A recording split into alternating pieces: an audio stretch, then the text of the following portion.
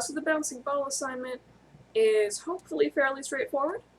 Basically what you're going to do is make some kind of little closed environment, so like a box or a room, not like an open field, and have three different types of balls or random spherical objects with obviously different physical properties, and just have them moving around in the environment. So basically what obviously different types of physical properties are would be like a small rubber ball, a bowling ball, and a basketball.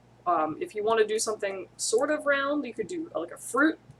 Um, you could do. I've had someone try to do a water balloon, which was like really cool conceptually. It turned out to be kind of annoying to animate, but I thought it was a really neat idea. So either way, I have a loop to some random previous work here, as well as a link to my assignment that I did for this. So these are all here. I think this was a nice example. So that's really tiny. But yeah, so like basketball, and again, this is a closed environment, so the balls don't need to start in the environment, but like you get the idea that there's four walls and a room. I don't need to see the entire space, like you don't need to do an overhead shot. The camera should be in the space, but I don't need to see all four walls at once, if that makes sense. But yeah, so a bunch of different examples of these here. Nice lighting, nice texturing. Just makes everything look more polished overall. Requirements for this, it should be 10 plus seconds long. Again, three different styles of balls, so that one's just different types of sports balls.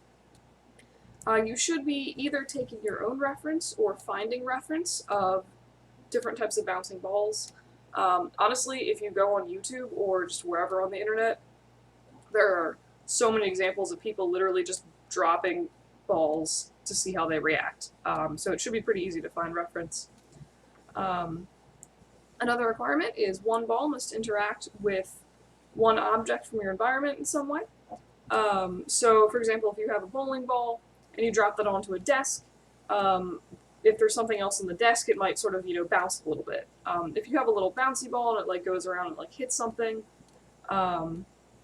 this is basically just practicing getting sort of realistic motion for your objects and sort of practicing, I guess, not actually secondary motion, but practice having objects interact with each other in the environment.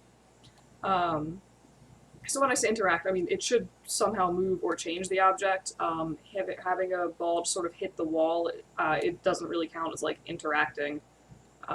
So I'm looking for object movement in whatever environment object is being hit.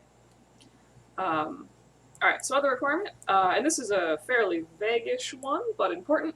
Make sure that whatever models you're using are sort of the same size and texture of the ball you're planning on animating. So example, like if you're doing a basketball, at a minimum it should be kind of bigger than a rubber ball, and it should be large and orange, and ideally you would put a texture map on it, but at least sort of make it orange and the approximate size of a basketball. Same thing for a plum. And the reason that I put this in there is I've actually had a few people in the past where they have basically three more or less untextured balls that are all the same size. And one was supposed to be a bouncy ball, the other was a bowling ball. I don't remember what the third one was, but it was like super disconcerting to have a tiny rubber ball sized object behaving like a bowling ball. So like if it was dropped on the desk, everything shakes. So that will just help sort of sell your animation in general in terms of like making it look like, what you would expect from these objects. So again, environment must be closed, so that's four walls, a floor, and a ceiling. I don't care, again, if you show all of the walls, you don't need to show the ceiling.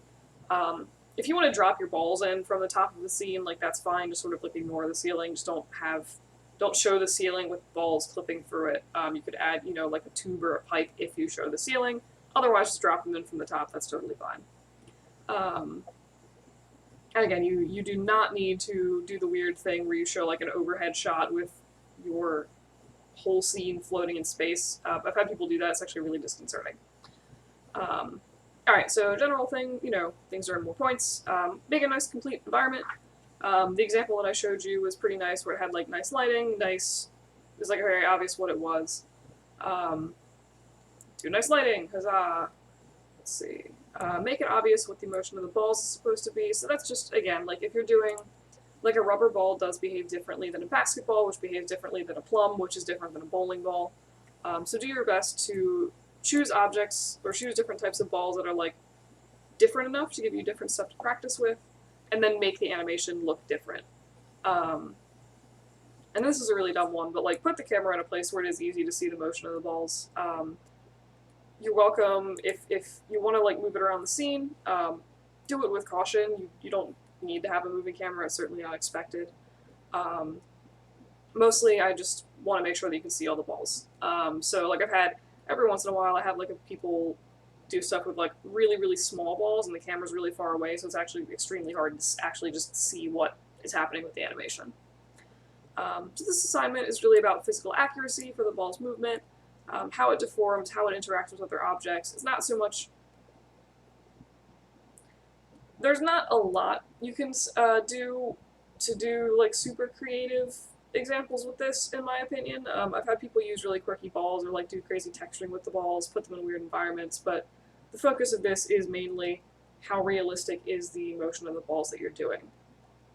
So again, I don't really care if you guys do other non-round objects. Just if you have a question about it, just let me know before you start. Yeah, so that's pretty much that. So 3 points of this assignment is basically your environment, so like model texture lighting quality. If I see unmapped dome lights and stuff, generally I will not give you points for lighting for that.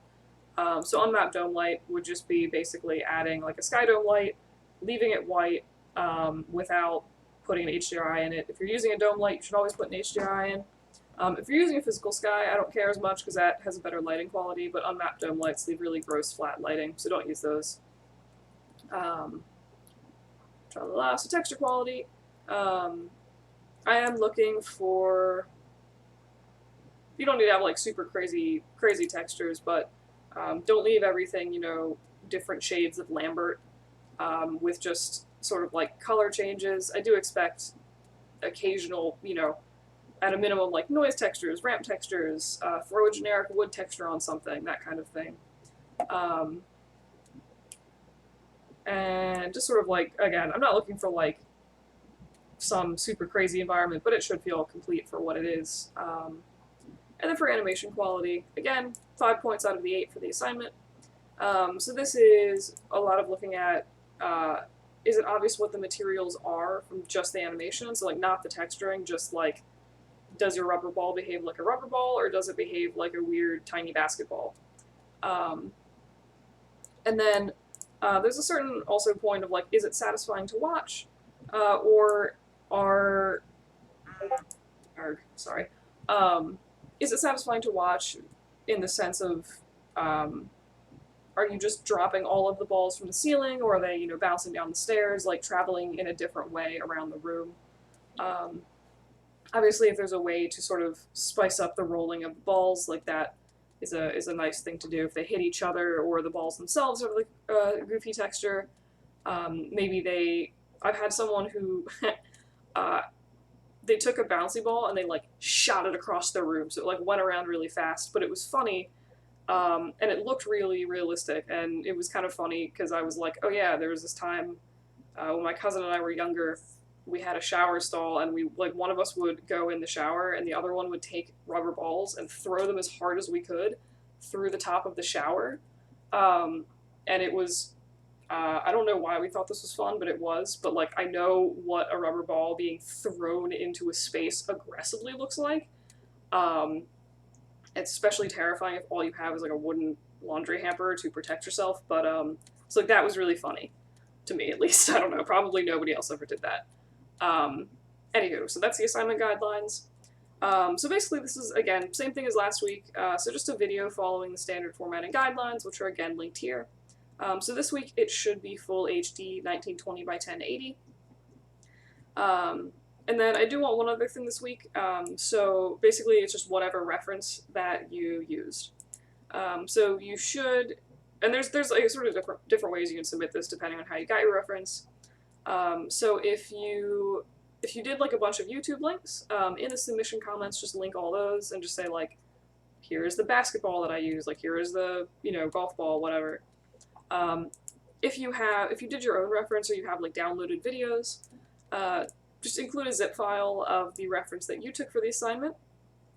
Please do not put your animation in the zip folder if you're doing this, so you should just, in this case, submit a zip folder with your reference and then an individual video of your bouncing ball.